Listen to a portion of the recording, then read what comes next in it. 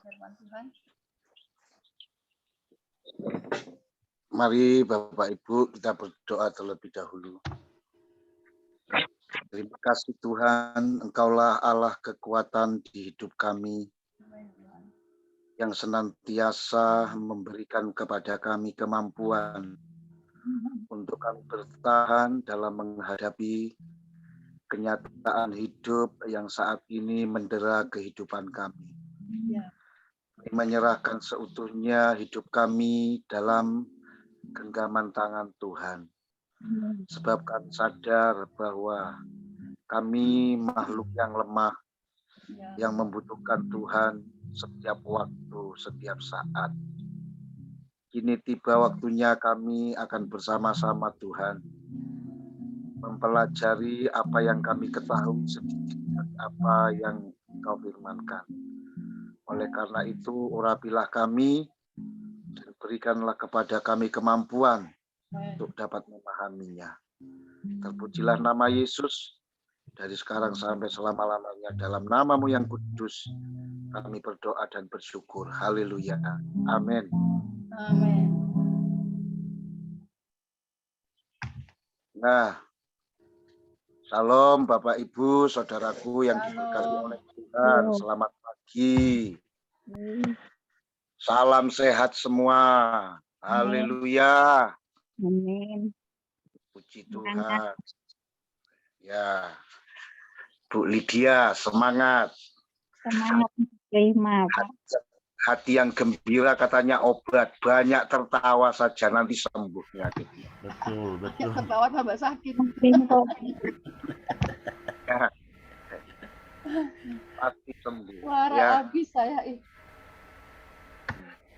Saudaraku yang diberkati oleh Tuhan, kesempatan pagi hari ini saya kembali ingin menyampaikan tentang sahabat Allah, ya, sahabat Allah. Nah, kita akan mengawali pembacaan firman Tuhan dari kitab Yohanes 15 ayat yang ke-15.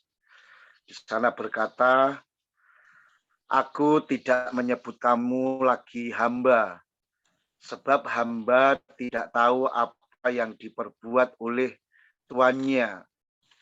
Tetapi aku menyebut kamu sahabat, karena aku telah memberitahukan kepada kamu segala sesuatu yang telah kudengar dari Bapakku." Nah, saudara, saya ingin membacakan juga nats firman Tuhan yang saya ambil dari kitab 2 Tawari pasal 2 ayat yang ke-7.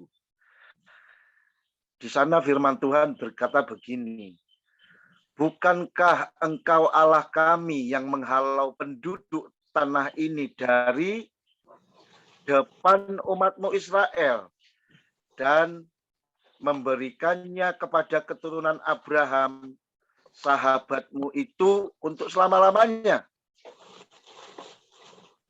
Nah, saudaraku yang diberkati oleh Tuhan, tujuan firman Tuhan pagi hari ini adalah mengajak Bapak Ibu untuk mengerti status kita itu sebagai sahabat Allah dan menjadikan kita betul-betul sebagai sahabat Allah. Jadi jadikan diri kita betul-betul menjadi sahabatnya Allah. Ya, menjadi sahabatnya Allah itu keren, saudaraku. Keren. Nah, di Alkitab itu ada seseorang disebut sebagai sahabatnya Allah. Tadi dalam ayat yang baru kita baca, jelas disebut Abraham itu sebagai sahabatnya Allah. Ya, dikatakan Abraham itu disebut sebagai sahabatnya Allah. Nah, saudaraku, dapatkah kita membayangkan, saudara-saudara, bagaimana seorang menjadi sahabatnya Allah? Ya. Atau mungkin kita sudah pernah merasakan menjadi sahabatnya Allah itu bagaimana rasanya? Nah, oleh karena itu, mari kita cari tahu, saudaraku, mengapa Abraham disebut sebagai sahabatnya Allah. Apa yang menjadi alasan sehingga Abraham disebut sebagai sahabatnya Allah? Ini luar biasa, ya. Yohanes 15 ayat yang ke-14 dikatakan begini. Kamu adalah sahabatku jikalau kamu berbuat apa yang kuperintahkan kepadamu. Tuhan hanya mau bersahabat dengan orang yang taat, saudara-saudara. Syaratnya adalah ketaatan. Jadi itu merupakan syarat pertama apabila kita ingin disebut menjadi sahabat-sahabatnya Allah. Ya, kamu adalah sahabatku. Catatannya adalah jika kamu berbuat apa yang kuperintahkan kepadamu. Nah, bagaimana dengan Abraham? Emang apa yang diperbuat Abraham atas perintah Tuhan? Saudara, di dalam kitab Kejadian pasal yang ke-12 ayat 1, Tuhan pernah memberikan satu perintah kepada Abraham. Dikatakan begini, pergilah. Jadi Tuhan di sana meminta Abraham untuk pergi, saudaraku. Ya, pergilah dari negerimu dan dari sanak saudaramu, dari rumah bapamu, dikatakan gitu ya. Saya ingat-ingat lupa, dari rumah bapamu ini ke negeri yang akan ditunjukkan kepadamu, kutunjukkan kepadamu. Pergilah. Lalu Abraham, apa yang ia lakukan? Lalu apa yang dilakukan Abraham, saudaraku? Kejadian 12 ayat 4. Lalu pergilah Abraham seperti yang diperintahkan Tuhan kepadanya. Nah, di sini menunjukkan satu sikap di mana Abraham itu adalah seorang yang taat. Nah, berbeda saudaraku dengan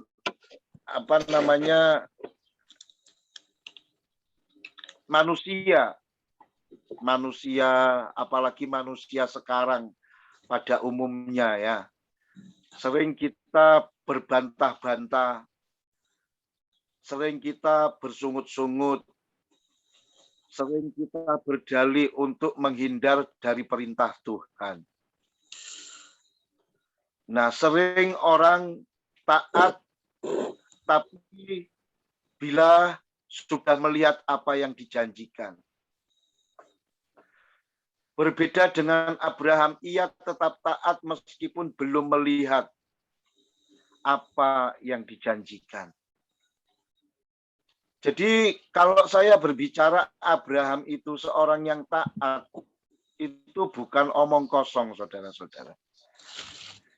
Ya, di dalam kitab Ibrani 11 ayat 8 itu yang Ibrani 11 kita tahu bersama bahwa ayat ini membicarakan tentang pribadi-pribadi yang punya iman yang sangat luar biasa. Di sana dikatakan karena iman Abraham taat ketika ia dipanggil berangkat ke negeri yang akan diterimanya menjadi milik pusakanya.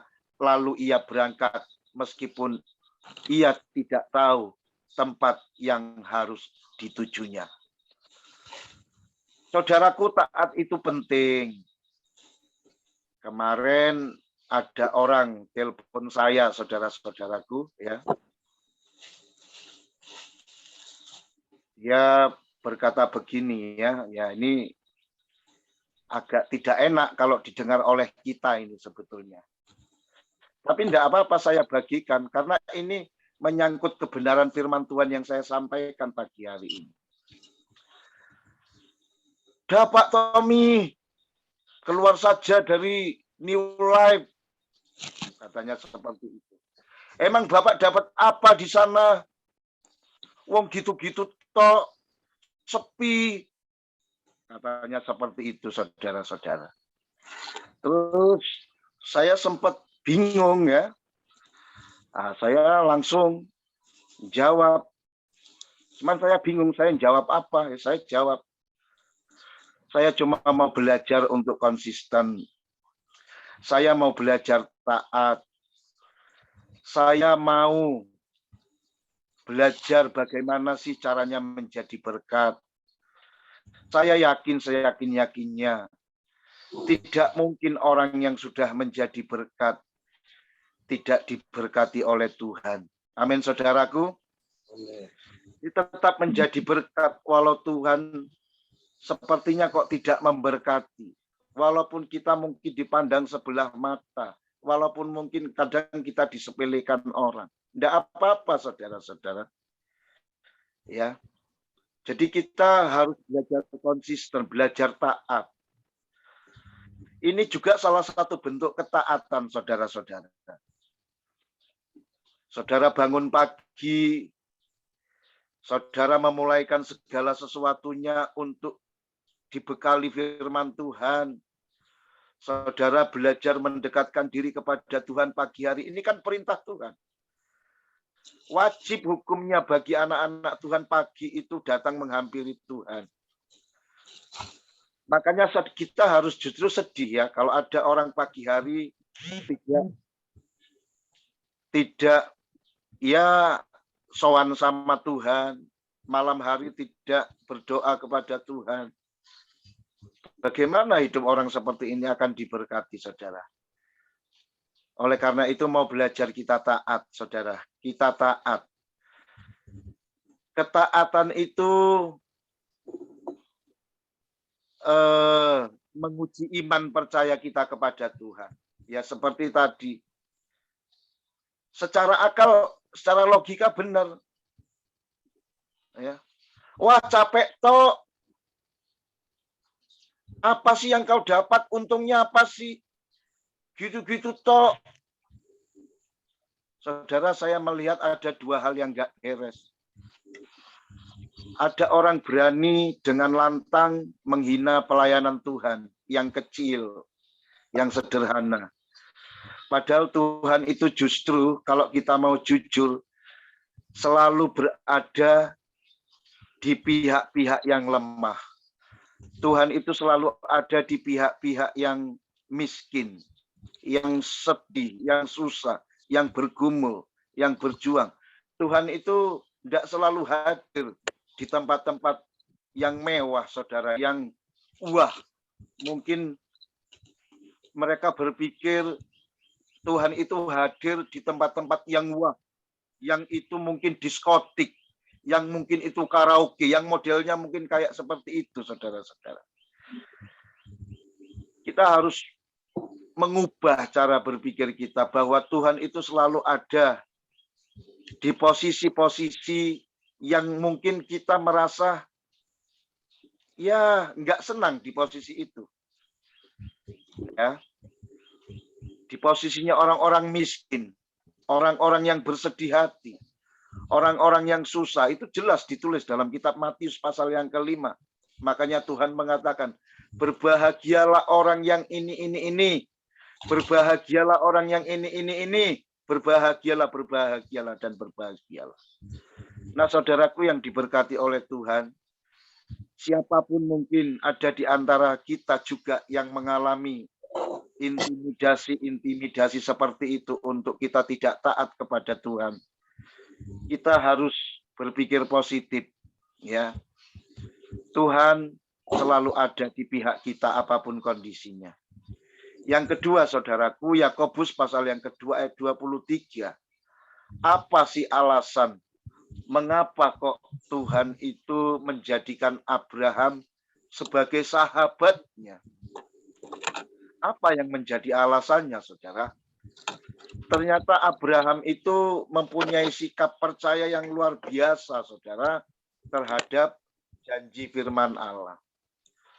Apa janji Allah kepada Abraham?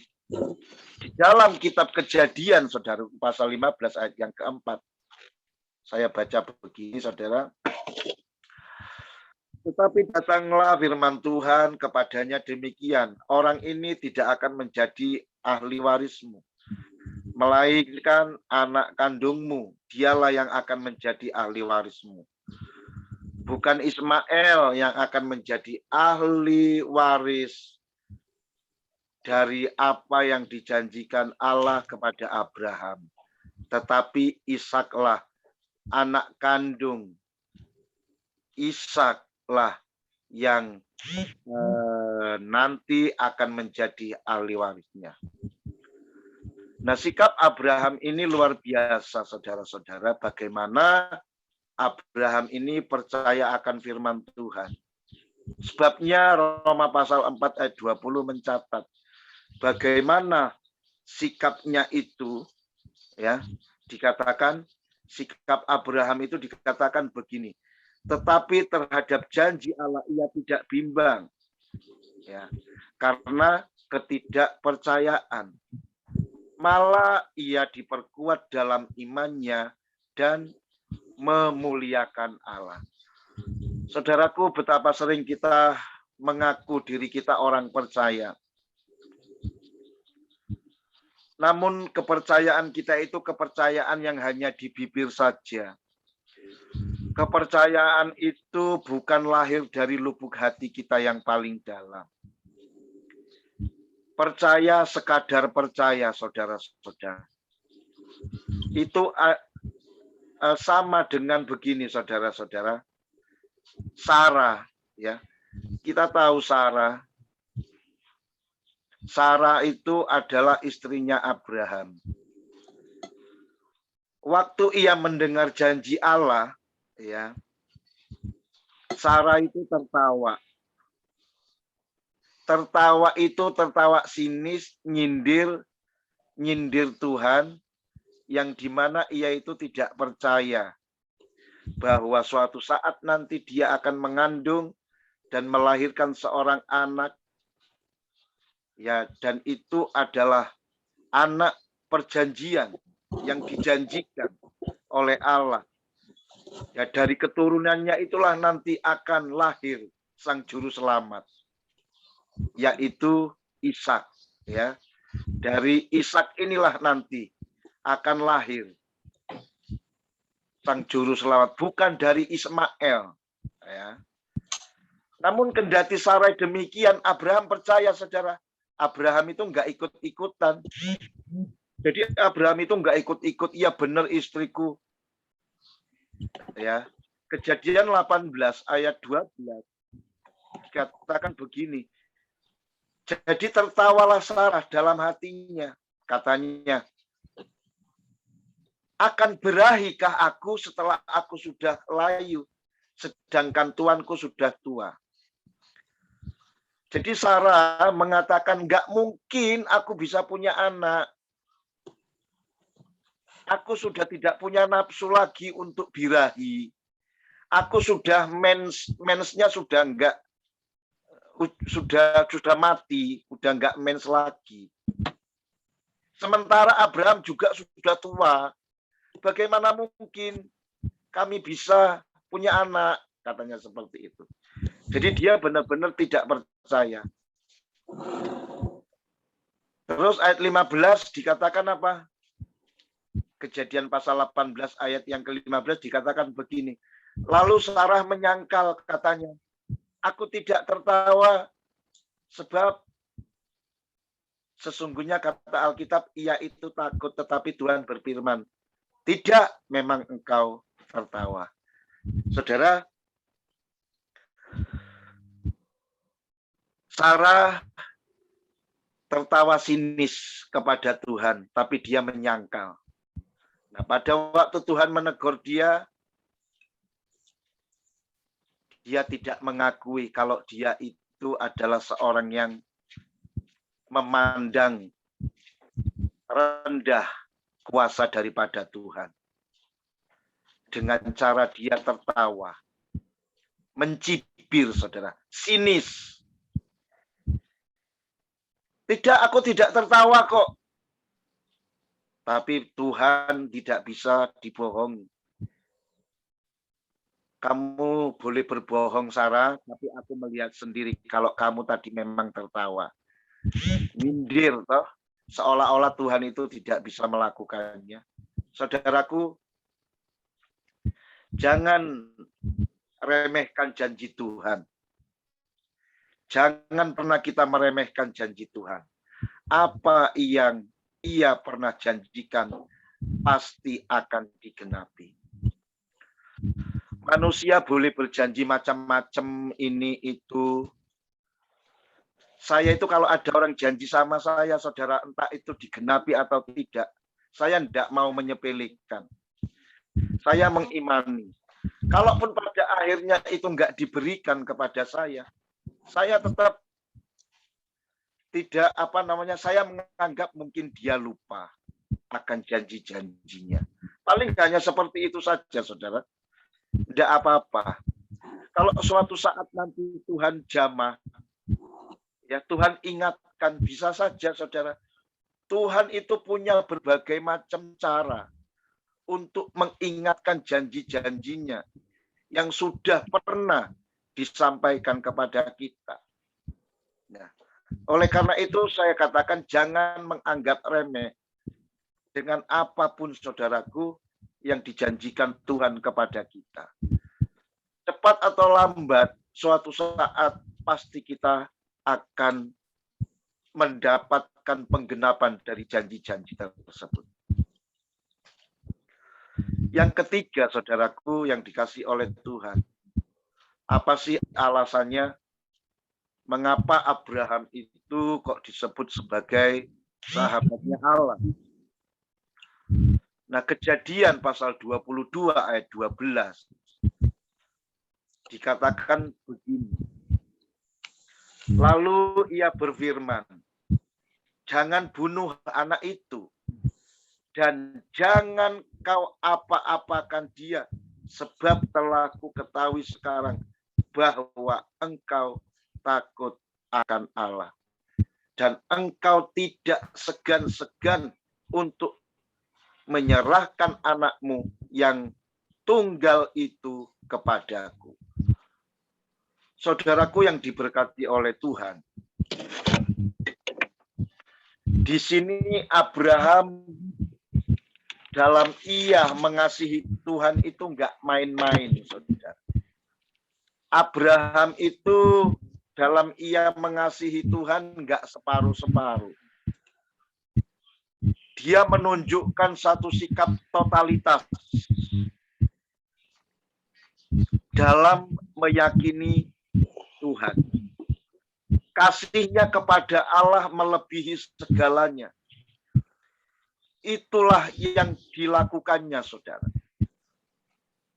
Anda bisa membayangkan pada waktu Allah meminta Ishak, anaknya yang tunggal, yang pasti anak itu sangat dikasihinya. Tapi itu harus dipersembahkan bagi Tuhan. Siapapun saudara-saudara, anak kita satu-satunya dipersembahkan untuk Tuhan. Wong anak kita flu, pilek aja kita sudah bingung. Apalagi ini harus dipersembahkan, saudara-saudara. Dikurbankan. Menjadi kurban. Ya, namun Abraham rela memberikannya itu demi Tuhan. Ini enggak main-main loh, saudara, iman seperti ini. Bukan iman kacangan. Bukan iman-imanan. Orang Jawa bilang beriman tapi kok dolanan, katanya seperti itu. Tapi ini iman yang totalitas, yang sepenuh hati, segenap jiwa. Ia berikan hidupnya sepenuhnya untuk melayani Tuhan. Apa yang Tuhan mau akan saya berikan. Nah, Abraham rela memberikan itu, saudara. Oleh karena itu, saudaraku, mari belajarlah memiliki hati yang rela memberi untuk Tuhan. Agar apa, saudara? Agar apa yang semua kita miliki itu benar-benar menyenangkan hatinya Tuhan. Agar kita juga semua disenangkan oleh Tuhan. Kalau kita sudah menyenangkan hati Tuhan, pasti hidup kita akan disenangkan oleh Tuhan. Sering ada banyak orang tidak memberikan yang terbaik untuk Tuhan, tapi hanya sekedar, ya, hanya sekedar,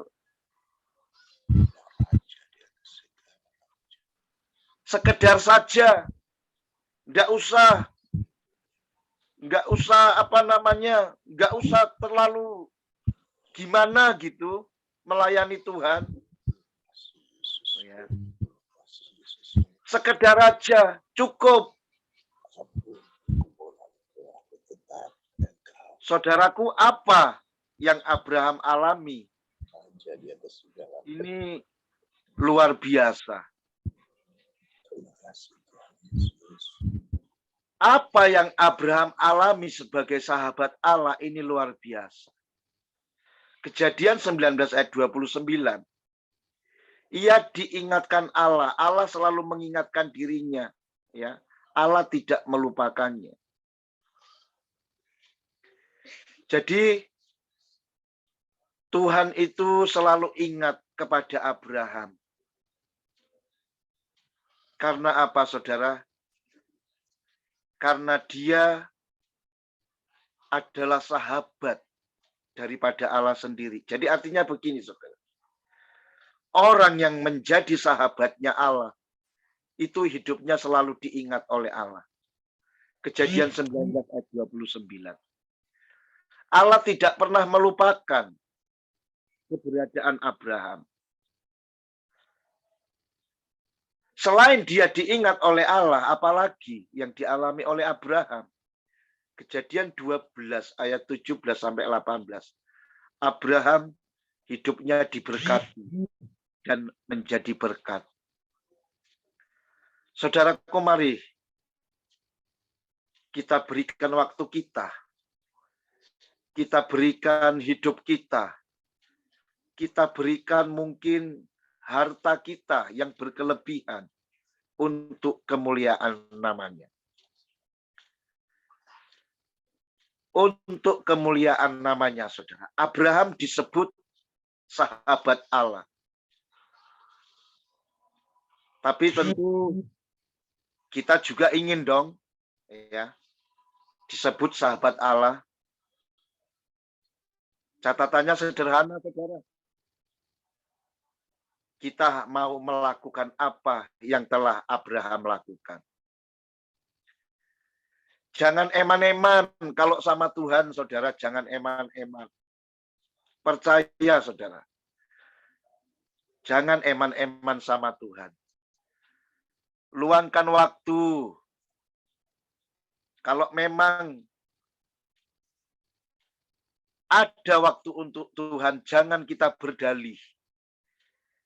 Tapi kalau memang nggak ada waktu untuk kita ikut ambil bagian karena ada hal lain, nggak masalah, saudara. Tapi banyak orang bersembunyi. Ya, bersembunyi di balik kejujurannya. Ya, saya sering menemukan, saudara, ada orang, kenapa tidak beribadah? Oh, sibuk, Pak, ada ini itu. Nggak taunya datang informasi memberitahukan. Lagi main badminton. Ya, hal-hal semacam ini, saudara-saudaraku, menyakiti hati Tuhan. Kita tidak jujur kepada Tuhan. Untuk hal-hal duniawi kita selalu punya waktu. Tapi untuk Tuhan sering sekali kita nomor 3-kan, nomor 4-kan, nomor 5-kan. Kemudian apa, saudara? Hidup kita. Hidup kita ini, saudaraku, akan sangat mulia dan berharga apabila kita berikan untuk Tuhan. Bukan untuk menyenangkan diri sendiri.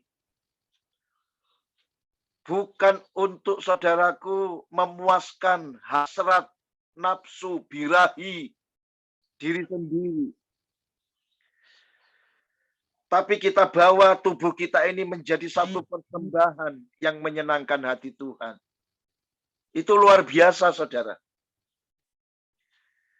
Kan ada itu firman-Nya yang mengatakan, persembahkanlah tubuhmu sebagai persembahan yang kudus dan berkenan kepadanya. Karena itulah persembahan yang sejati. Ya. Kemudian apa, saudara-saudaraku? Mungkin kita diberi kelebihan harta. Berapa sih yang kita makan dalam setiap satu hari, saudara? Sepiring.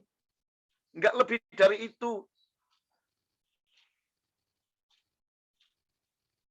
Jika ada sedikit sisa dari apa yang kita miliki, apakah kita lantas rugi ketika itu kita berikan kepada orang yang membutuhkan? Apakah kita terus merasa bangkrut hanya oleh karena sepiring? Yang sisa sepiring tadi kita berikan kepada orang lain. Karena di sana dia kelaparan, saudara. Saya kira kalau seperti itu konsep yang ada di dalam pikiran kita, saudara, itu bukan konsep rohani, tapi konsep pengusaha dalam pelayanan, saudara. Ya, jadi hitung-hitungan kayak ngitungi kalkulator itu, saudara-saudara. Hitung-hitungan.